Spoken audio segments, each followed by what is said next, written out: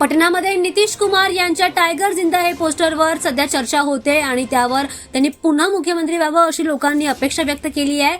मात्र या पोस्टरवर विरोधकांची सतत टीका होताना दिसते। सीएम पदावरून बाजूला केलं जाईल असं देखील म्हटलं जात आहे।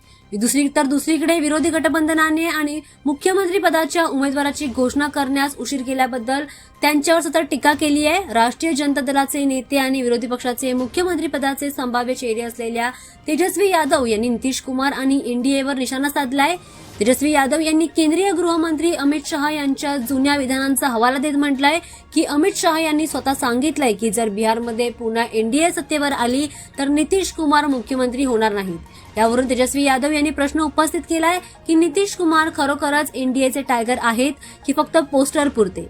जेडीयू कार्यकर्त्यांच्या मते हा पोस्टर मोहिमेचा उद्देश म्हणजे जनतेच्या मनात नितीश कुमार यांच्या सामाजिक आणि विकासभूमी कार्याची आठवण करून देणं आहे। त्यांच्या नेतृत्वाखाली राज्यात शिक्षण, आरोग्य, महिला सक्षमीकरण आणि ग्रामीण विकासात झालेले बदल दाखवून पक्षाने पुन्हा जनाधार मजबूत करण्याचा प्रयत्न सुरू केलाय। सध्या बिहारमध्ये राजकीय समीकरणे खूप गुंतागुंतीची आहेत। नितीश कुमार यांनी गेल्या काही वर्षात एनडीए आणि महागठबंधन या दोन्ही गटांशी सत्ता वाटाघाटी केल्या आहेत। त्यामुळे त्यांना किंग मेकर म्हणून देखील ओळखलं जात आहे। 2025च्या निवडणुकीत ते पुन्हा एकदा केंद्रबिंदू ठरणार का तर येत्या काही महिन्यात स्पष्ट होईलच। पट्ट्यातील टायगर जिंदा या पोस्टरने बिहारच्या राजकीय वातावरणात नवा रंग भरलाय।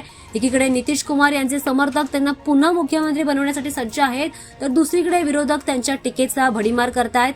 आता प्रश्न आहे की 2025 मध्ये बिहारच्या राजकारणात खरा टायगर कोण ठरणार? जनतेचे उत्तरच या राजकीय संघर्षाचा शेवट ठरणार आहे।